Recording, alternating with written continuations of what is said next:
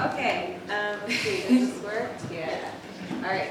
Hi everyone, I'm Amanda Stack and this is Nina Petalina. We're of Amos Winter's MIT Gear Lab, and in this study we investigate what people perceive as typical walking. So the reason why we're doing that is if you've ever been to a talk from our lab, you'll hear that what we are optimizing for is able-bodied kinematics. And that comes from the users that we have, specifically users in low and middle income countries, which account for 80% of all amputees in the world. And the issue there is that visible amputation brings in a lot of stigma, which means that most of the users, when we talk to them, they say, oh, like, all I want to do is I want to look normal, I want to walk normal. And that made us think, like, what is even perceived as quote-unquote normal? So in order to figure that out, we did a very simple, fun experiment where we used some ABLE data, collected in the motion capture system. It's a data set for 10 people. And we made these, and I made these like little videos of a person walking. This one is able-bodied walking. And we generated 8 different walking cases. Specifically, we imposed some deviations that are common for above-knee amputees because I work on above-knee prosthetics and that's what I'm interested in.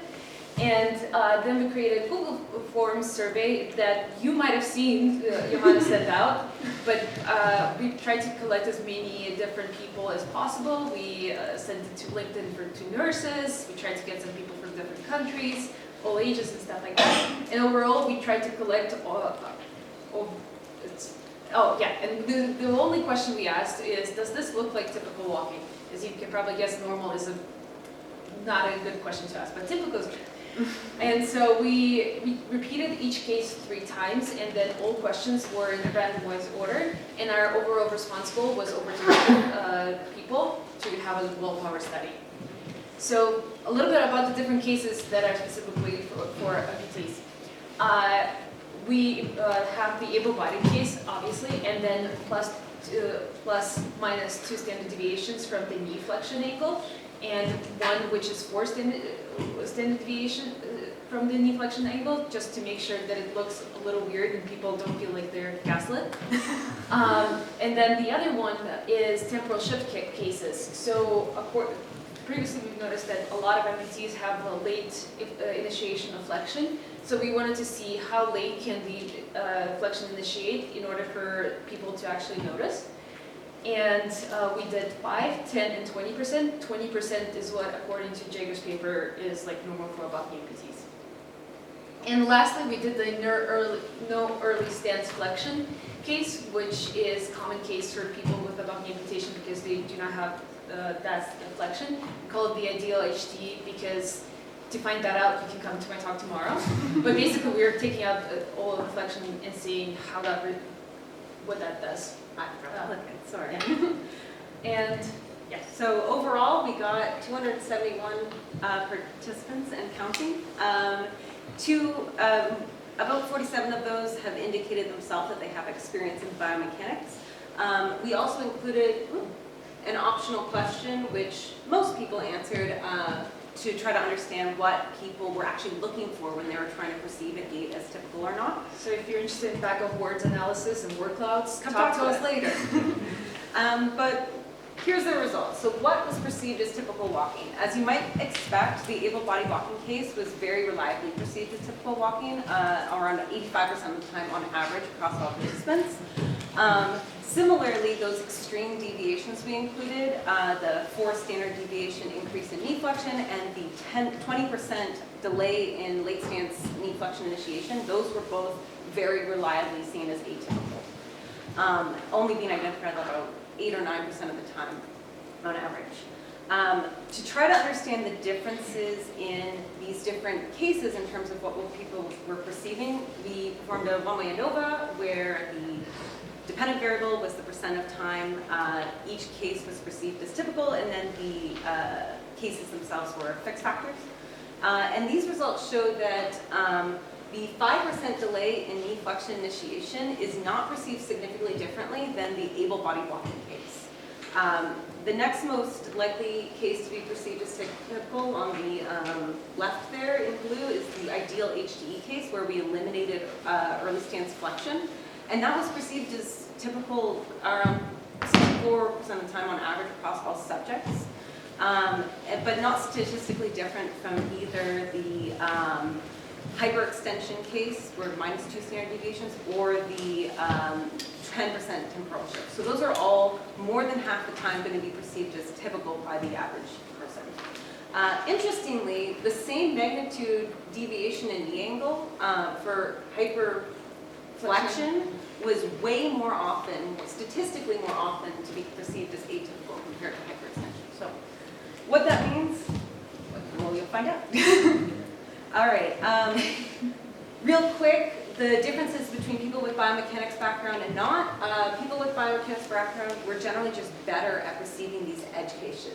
They were more reliable at perceiving able-bodied, and they were much less likely to consider one of these extreme cases as typical.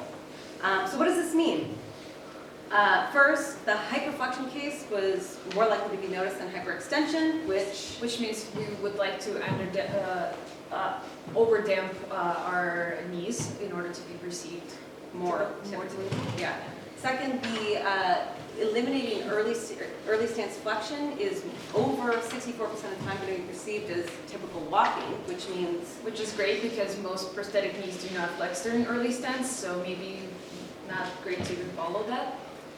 And then the other important thing is that we can have at least a 5% of delay, potentially up to 10%, without any effect on perception of how the knee is perceived as typical or not. Yeah, and that is important because that allows me to build in a lot more stability into our prosthetic knee design. Mm-hmm.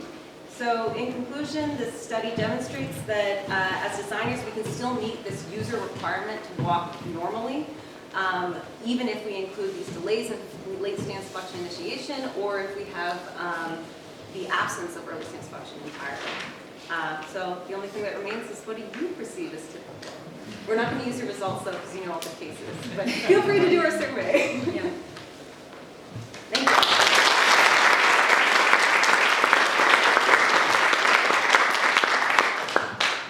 Yes?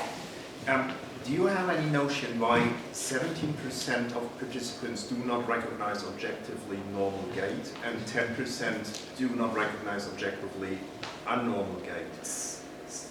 That is a great question.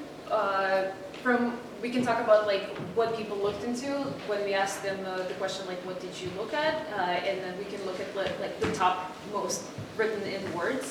But some people just go with their intuition, and some people's intuition sucks. Yeah. To give you an example, I did this study myself in the pilot, just while we were figuring it out, and I have a decent background in biomechanics. I was very, very good at all the knee flexion cases. I got them right every time, every repeat, but horrible at the temporal shifts. I even got the 20% wrong, which is... And I have a background in biomechanics, so some people just look for different things. Yeah. And since I worked in joints, I looked at joints. Yeah?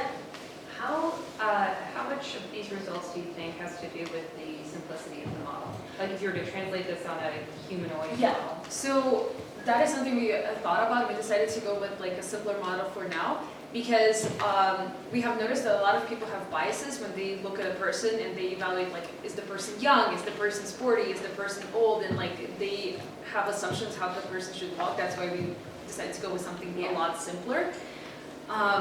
And we have found that to be useful. Obviously, this is a pilot study. You can include, if you're interested, I can give you the code to make these little videos, and Use your own. you can test out your own thing.